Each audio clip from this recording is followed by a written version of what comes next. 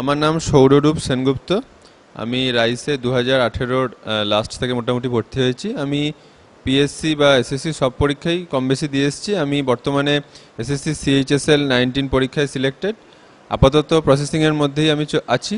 তাছাড়াও পিএসসির ক্লার্কশিপ পরীক্ষার health and family welfare ডিপার্টমেন্টে আমি সিলেক্টেড। আর রাইসের প্রস্তুতি পর্বে টিচাররা এখানে যথেষ্ট হেল্প করেছে। প্রথমে আমি যখন এখানে ভর্তি হই তখন একদমই নোভিস ছিলাম।